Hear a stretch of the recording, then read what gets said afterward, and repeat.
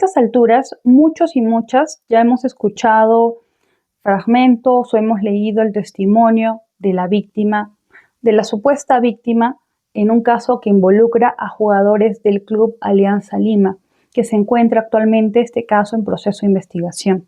Voy a usar el término supuesta en este caso, o el término denunciante, no para deslegitimar la palabra de la supuesta víctima, ni para restarle gravedad a lo relatado, ni para poner en duda el sufrimiento que esto le ha originado a ella y a sus familiares, sino que este término debe ser utilizado porque estamos hablando de un proceso judicial que aún está abierto, que exige respeto y la recopilación de pruebas que felizmente ya se está realizando. También por el propio bienestar de la persona que está realizando la denuncia, porque nombrar este marco no implica neutralidad moral frente a lo ocurrido, sino responsabilidad ética, evitando interpretaciones que sugieran que se está juzgando o se está condenando de antemano a las personas que están implicadas en este proceso antes de un dictamen judicial y que puedan utilizar eso luego para hacer una narrativa en el que ellos han sido víctimas de. No. Justamente desde ese cuidado que no ha estado presente en buena parte del tratamiento mediático del Perú, donde ha predominado más que todo voces polémicas, juicios previos, incluso antes de conocer este testimonio, es que resulta necesario, pertinente, que abordemos este caso con seriedad, con respeto y con sentido pedagógico, no para acusar, no para absolver, sino para narrar con justicia lo que se dice.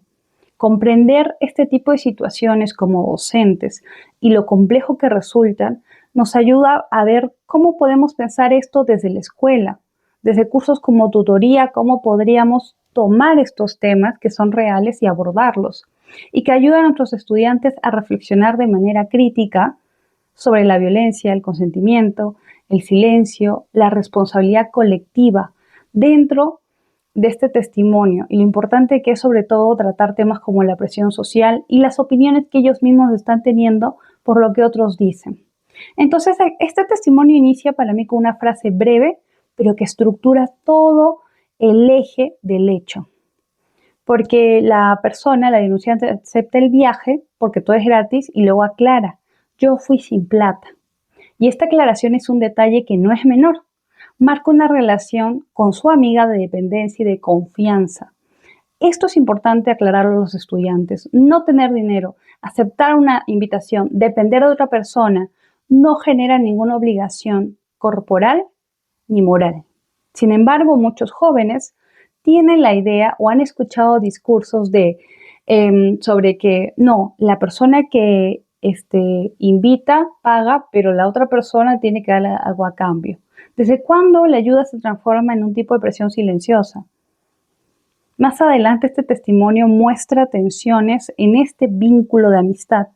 La denunciante aclara o dice que ella quería irse, pero no lo hizo porque iba a ser un escándalo. Aquí no hay libertad plena de decisión. Hay miedo a romper un vínculo amical que para la denunciante es importante.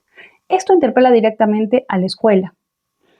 ¿Qué idea de amistad como docentes, como directores, construimos en nuestra institución para los estudiantes? ¿Acompañar significa anularse? ¿Por qué excepcionar a otra persona? Parece más grave que el autocuidado. Este testimonio avanza cronológicamente de acuerdo a lo que la denunciante puede recordar y aparece algo importante, el consumo de alcohol.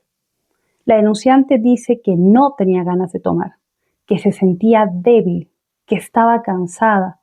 Aún así, verbigracia, empero, relata que fue incitada a hacerlo, a beber. Y esto exige una afirmación clara siempre en el aula.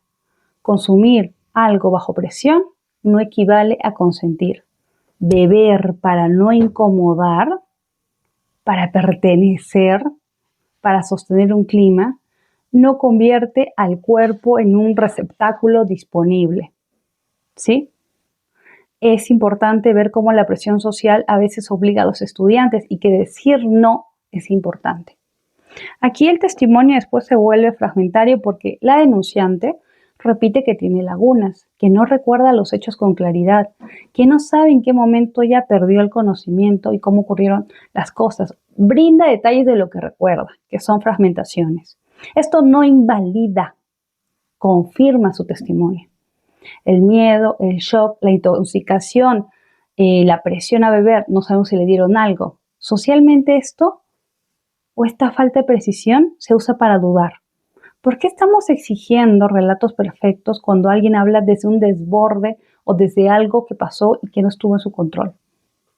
Lo más grave, y hay que decirlo, hay que tomarlo, hay que hablarlo, es cuando ella habla de que se quedó sin ropa y no sabe quién se la quitó.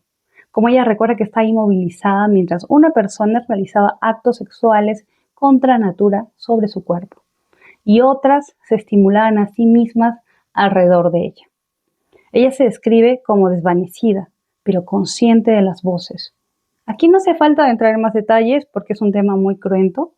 Aquí hace falta hablar de un tema ineludible, el consentimiento. Sin posibilidad real de consentir, no hay consentimiento. El silencio, la incomodidad, la confusión, el desmayo, no son un sí. Y hay que tratar ese tema en clase, porque los estudiantes replican cosas como, si vas a un hotel, ¿sabes para qué? Y eso no tiene que ver con el consentimiento. Ella expresa que no quería, en cierto punto lo dice. Incluso alguien de los que estaba supuestamente estimulándose a sí mismo dice, bueno, si no quiere, no quiere. Entonces, la situación igual continúa. Y esto abre otro eje fundamental y que pasa en la escuela. El silencio también es violencia. Se dieron casos que había personas alrededor, personas que no estaban directamente involucradas y vieron que algo no estaba bien y se fueron, que la dejaron sola, incluyendo a su amiga, en una situación que no debía ocurrir. ¿Qué pasa cuando alguien presencia una falta y por miedo a ser castigado decide callar frente a algo mucho más grave, que es lo que han hecho muchos jugadores de la Alianza? Después, la denunciante relata las consecuencias físicas y emocionales que experimentó. Ella cuenta que estaba sangrando, que se sentía mal, que tenía frío, que estaba totalmente desorientada.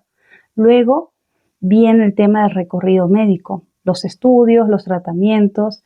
Este tramo permite desmontar la creencia que siempre dan, que una persona sabe exactamente cómo reaccionar y ser la víctima perfecta, cómo hacer la denuncia perfecta después de una agresión, después de un hecho traumático. No siempre se denuncia inmediato. No siempre se entiende lo ocurrido en el momento, y más si has estado bajo ciertas sustancias. ¿Por qué juzgamos los tiempos del dolor, del trauma ajeno con tanta ligereza? Más adelante aparecen que le hicieron mensajes, llamadas posteriores, sobre todo uno de los victimarios, contactos no buscados, insistencias que invadían su espacio personal mientras ella sentía miedo y pánico. Esto es revictimizar. Esto es vulneración. Llamar, escribir, insistir cuando alguien no responde no es una insistencia inocente, es una forma de presión. Y aquí el mensaje para los estudiantes debería ser claro, nadie está obligado a responder. Bloquear a un contacto que te hace daño no es dañar, no es exagerar, es cuidarse. A lo largo de todo el testimonio se repite algo, el miedo. Miedo a hablar, miedo a no ser creída, miedo que tiene la denunciante de quedarse sola, miedo incluso dentro de sus vínculos más cercanos. Esto nos obliga a preguntarnos como escuela, como docentes, como directores, ¿estamos construyendo espacios donde un estudiante de ser vulnerado pueda hablar de este tema sin exponerse a más daño? ¿Estamos generando espacios para darles herramientas para poder prevenir, para saber cómo actuar ante estas situaciones? Porque cuando la violencia se minimiza, se extiende y esto genera revictimización, como lo que ha pasado. Lo que sí es revictimizar es lo que se está haciendo desde la parte de Perú, lo que es televisión, canales de streaming, entretenimiento, comentarios emitidos sin conocer el testimonio, afirmaciones como cuando alguien va a un hotel sabe lo que va, desconociendo por completo lo que aquí se relata. Yo le digo a Chiquito Flores y a todos esos pendejos, no había forma de saber que una amiga iba a exponerte de esa manera, no había forma de prever que personas adultas como jugadores de la Alianza Lima, verían y sabrían de una situación irregular donde se llevó a cabo un abuso y no harían nada.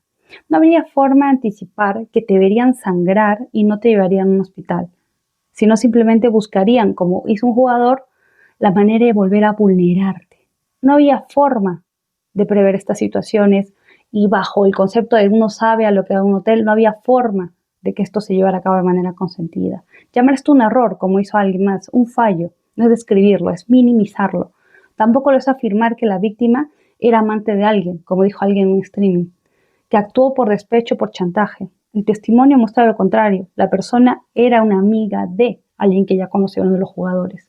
Estas afirmaciones hablan más de cómo la parte de la prensa peruana, que adora tener ídolos de barro, abordan este tema, de la ligereza con la que se emiten juicios sobre una experiencia que haya sido profundamente violenta. Trabajar desde las aulas testimonios como estos no es revictimizar, es reconocer que estas situaciones existen, que estos discursos circulan y duele mucho cuando sucede a un estudiante y se ve involucrado en un círculo de revictimización. Y es afirmar con firmeza que nada de lo relatado es culpa de quien lo sufrió. No, ni la falta de dinero, ni la confianza de su amiga, ni el consumo, ni el cansancio, ni el miedo justifican la violencia de la que fue víctima. Cierro este tema desde la solidaridad con la denunciante, porque todos en algún momento hemos estado expuestos a una situación de riesgo. Todos en algún momento hemos confiado en un amigo. Todos hemos ido a un lugar que no conocíamos confiando en que alguien nos iba a cuidar o proteger. Salir o confiar o aceptar una invitación no justifica en lo absoluto que alguien vulnere tu cuerpo, y más de acuerdo al relato de la víctima. Si ponerse en una situación de riesgo fuera una justificación para V, el 90% de los peruanos ya habríamos sufrido este tipo de vulneración en cualquier momento de nuestra vida, sin distinción. Por esto es que estos temas son tan importantes y deben ser abordados en la educación, porque los mismos discursos retrógrados, los estudiantes los escuchan, los replican y no los analizan. Para prevenir, para fortalecer a los estudiantes, para darles herramientas sobre cómo actuar, a quién acudir ante estas situaciones. Hablar de esto no busca culpar ni revictimizar, busca exactamente lo contrario, desmontar la mirada acusadora que hoy se reproduce desde ciertos espacios, sobre todo en Internet, discursos mediáticos de creadores de contenido, todos hombres, que lo que hacen es vulnerar mucho más a la denunciante y que termina trasladando la responsabilidad en quien ya fue profundamente dañado. Educar también es corregir esa mirada, es cuestionar esa mirada, es acompañar y afirmar con claridad que la violencia jamás, nunca va a ser responsabilidad de la víctima.